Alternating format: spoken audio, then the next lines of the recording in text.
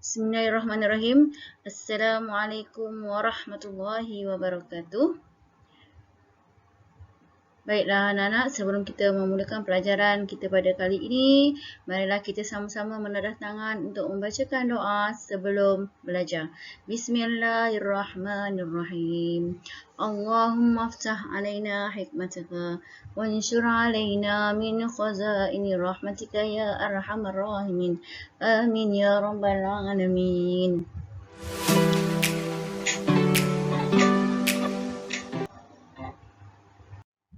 Pelajaran kita pada kali ini ialah gerak gempur UPKK, mata pelajaran Ulum Syariah, bahagian Akidah. Semalam kita telah mempelajari bahagian ibadah. Kertas Ulum Syariah, bahagian Alif. Okey, semalam ibadah bahagian Ba, bahagian Alif 50 markah, iaitu Akidah, Tauhid. Okay, 10 soalan pilihan iaitu 10 markah alif ba jim dal. 5 soalan tanda betul atau salah 5 markah. Kalau dia minta tandakan, tandakan. Kalau dia minta tulis, tuliskan. Kemudian 5 soalan padankan 10 markah. Yang terakhir, yang seterusnya 5 soalan isi tempat kosong. 5 markah sahaja, satu soalan 1 markah, dia akan isi 6 jawapan. Dia akan letakkan 6 jawapan, anak-anak kena pilih mana jawapan yang tepat. 5 soalan, jawab soalan. Jawab soalan 20 markah. Contohnya macam tuliskan sifat wajib bagi Rasul, ataupun tuliskan sifat mustahil bagi Rasul, ataupun tuliskan sifat harus bagi Rasul, ataupun tuliskan sifat wajib bagi Allah. Tulis 3 saja atau 4 saja. Okey, terpulang pada soalan memeriksa. Kemudian okey, tajuk-tajuk yang ada di dalam akidah ini iaitu beriman kepada kitab, beriman kepada hari kiamat, kemudian sifat baqa, sifat mukhalafatu lil hawadis, sifat qiyamuhu binafsihi. Kemudian beriman kepada qada dan qadar, sifat wahdaniyah, sifat qudrah. Okey, kat situ dah ada 1 2 3 4 5 sifat wajib bagi Allah. Okey, kemudian tajuk-tajuknya lagi sifat iradah, sifat ilmu, sifat haya, sifat wajib bagi Rasul, sifat mustahil dan harus bagi Rasul. Okey, tajuk hari ni yang kita nak belajar, kita fokuskan ulang kaji kita kepada beriman kepada kitab, Alkitab. Yang kitab, pengertian Alkitab ialah kalamullah, okey, kata-kata daripada Allah, kalamullah yang diturunkan kepada Nabi Muhammad dan Rasul, okey, kepada Nabi, kepada Nabi dan Rasul melalui malaikat Jibril sebagai panduan hidup manusia serta mengandungi peraturan hidup, akidah dan syariah yang lengkap. Okey, itu makna Al-Quran. Makna Alkitab. Makna Alkitab. Kitab yang diturunkan kepada Nabi dan Rasul ada 4 buah. Anak-anak, ada 4 buah. Iaitu yang pertama, Zabur Nabi Daud. Bahasa Kipti. Bahasa Kipti. Okey, dia juga Al-Quran ini juga, Zabur ini juga menerangkan tentang apa dia, anak-anak. Okey, kitab Zabur ni dia ada menceritakan tentang, okey, saya rujuk pada buku saya ni, okey.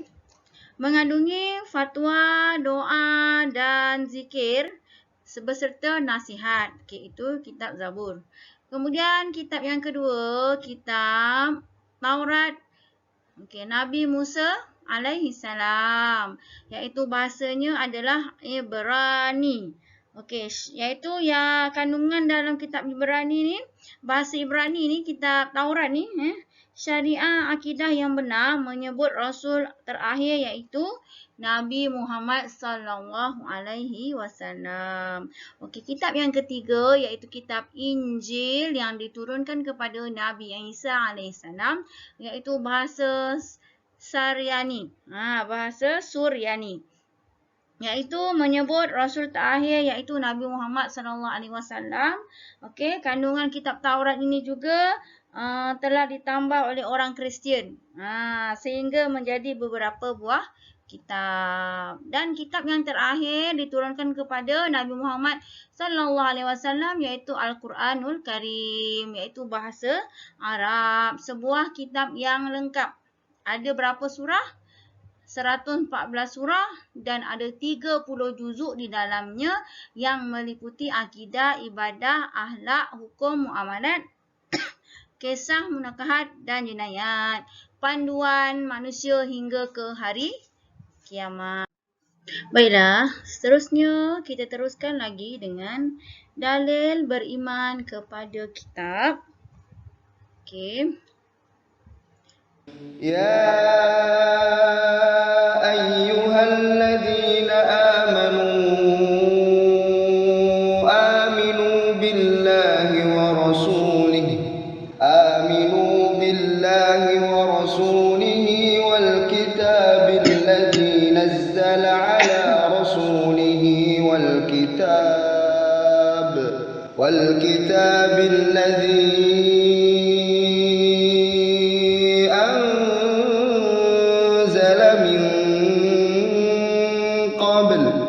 ومن يكفر بالله وملائكته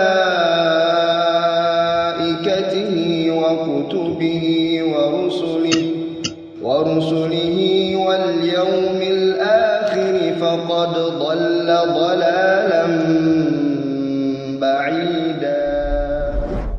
Baiklah, itu tadi ya dalil nakli beriman kepada kitab. Seterusnya, pengertian suhuf. Okey. Kalamullah yang diturunkan kepada Nabi dan Rasul. Tadi kitab ni suhuf. Sebagai panduan hidup manusia yang mengandungi dasar agama, nasihat dan pengajaran. Okey, itu dia. Bilangan suhuf. Bilangan suhuf. Tadi bilangan kitab ada 4 kan? Ni bilangan suhuf. Ada berapa? 100 buah. Ada 100 buah. Kemudian 50 kepada Nabi Syed. 30 kepada Nabi Idris. Okay. Kemudian 10 kepada Nabi Musa dan 10 kepada Nabi Ibrahim alaihi. Kita sambung lagi dengan dalil suhuf.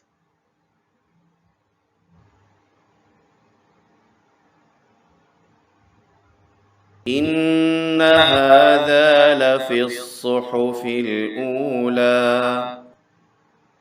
صحف إبراهيم وموسى. Dalil suhuf ya. Suratul A'la. Ayat 18 dan 19. Okey, kita teruskan lagi dengan kelebihan Al-Quran. Al-Quran merupakan mukjizat terbesar Nabi Muhammad. Kemudian isi kandungan Al-Quran terpelihara daripada penyelewengan sehingga hari kiamat. Al-Quran memansuhkan syariat-syariat dalam kitab-kitab sebelumnya. Kemudian yang terakhir, syariat dalam Al-Quran sempurna dan lengkap. Dalam Al-Quran semua dah ada. Hukum-hukum jenayah, nakahat, apa semua permasalahan kita boleh cari di dalam Al-Quran. Itu kelebihan dia, mukjizat terbesar dan akan terpelihara sehingga hari kiamat. Kemudian kita tengok lagi faedah beriman kepada kitab Allah. Allah SWT, iaitu patuh kepada perintah Allah Ta'ala, takut untuk melakukan kejahatan, sentiasa berada dalam lindungan Allah SWT, menjadi syafaat semasa di padang mahsyar. Okey, manakala akibat kita tidak beriman kepada kitab Allah SWT ni, kita malas berusaha, kita malas kita nak duduk kat rumah je, tak nak bekerja, kita malas berusaha, tiada pedoman hidup, hati kita tak tenang, tidak mendapat rahmat Allah SWT, timbulnya perasaan hasad dengki kepada orang lain, tak boleh tengok orang senang, contoh macam tu. Kemudian yang terakhir sekali, kesan beriman kepada kitab. Apa kesannya kita beriman kepada kitab Allah SWT ni? Iaitu hati menjadi lembut. Hati kita lembut, hati kita tenang. Wujudnya sifat suka membaca Al-Quran. Dapat memahami dan mempelajari isi Al-Quran. Dapat mengamalkan sifat-sifat mahmudah seperti taat kepada ibu bapa. Manusia akan menerima syariat Islam dan melaksanakannya. Mentaati ibu bapa merupakan perintah Allah Subhanahu Wa Taala. Jadi, apa yang Allah perintahkan, kita buat. Okey. Info, galeri info. Hikmah mempercayai rukun iman, yakin akan kekuasaan Allah. Apa kelebihannya, kebaikannya kita mempercayai rukun iman? Rukun iman ada berapa? Ada 6. Ni termasuk ni. Beriman kepada kitab ni termasuk rukun iman ni, iaitu yakin akan kekuasaan Allah SWT, sentiasa melakukan kebaikan, kita berakhlak mulia dan mentaati perintah Allah SWT dan menjauhi larangannya. Okey, yang seterusnya, apa yang kita dapat pada hari ini? Kita dapat dalam tajuk kitab ni, Al-Kitab, beriman kepada kitab. Kitab yang diturunkan kepada Nabi dan Rasul ada 4. Okey, manakala suhuf yang diturunkan ada 100 buah. Tadi saya dah terangkan nama-nama nabinya yang menerimanya. Okey, ada kesan baik, kesan buruk sekiranya kita beriman kepada kitab Allah SWT. Beriman kepada kitab. Sekian sahaja pelajaran kita pada hari ini. Ulang kaji tajuk beriman kepada kitab. Terima kasih. Jumpa lagi anak-anak. Assalamualaikum warahmatullahi wabarakatuh. Terima kasih.